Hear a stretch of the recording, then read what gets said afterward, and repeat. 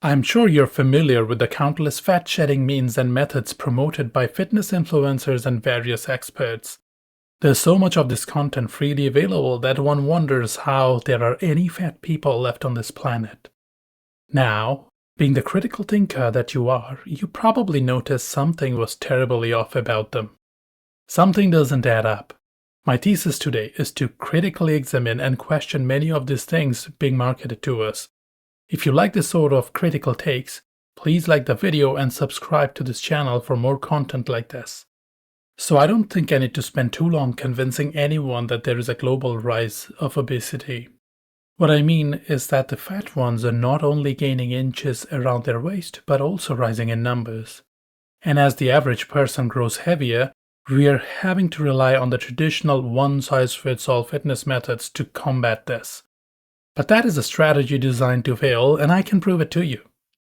Well, the problem is not that the fitness methods themselves are trash. It's just that there are certain fundamental presuppositions those methods make about our bodies which, if not true, can render the exercises ineffective, if not dangerous. Most, if not all exercises and fitness gear you may be aware of have been developed by and for people whose body proportions are not on the extreme end. Meaning, if you happen to be very fat, a given exercise or equipment may not work for you. This actually isn't all that strange if you know that similar biases exist in various standardized equipment sizing. For example, we already know that biases like that result in females and people with small hands being seriously disadvantaged by them. Of course, a lot of research exists to prove that, but do we really need to get into that when we also live in a world where none of us ever see women's hammers or saws being sold on the market? So let us move on to the assumption of equivalent to mobility. Ever heard of someone struggling to tie their shoelaces since putting on a few extra pounds? Even something that simple can be impacted majorly by not all that big a weight difference. In that same way, exercises assume a certain degree of mobility.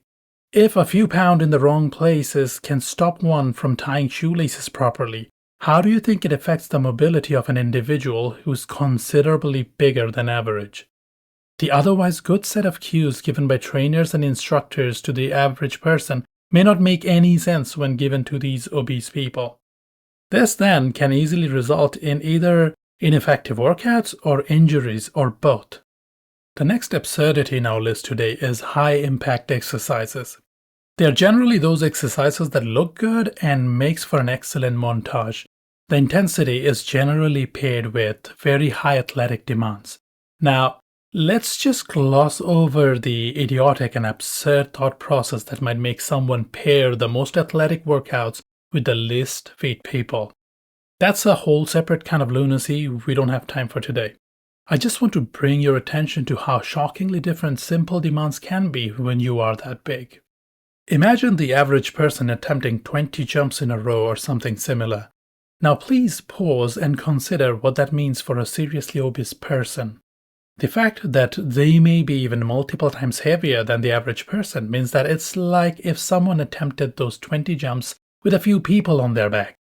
Can you imagine exactly how many things can go wrong in that setup? What kind of a brainless instructor would ever ask that of their client? By the way, even for otherwise moderate to low impact workouts, when you are obese and carrying the extra burden, your body can tire out much faster than it would otherwise. There is a reason that endurance athletes, bodybuilders, and strongmen or powerlifters train very differently compared to each other. A powerlifter following the routine of some endurance athlete to lift at 600 pounds will obviously not be successful. In a similar way, most routines, which are obviously designed around the average person, will unfairly make the obese person fail by design. We are not even diving into the implications of increased respiratory and cardiovascular demands when moving a much heavier body around along with the weights or whatever. The final thing I want to point out is about recovery.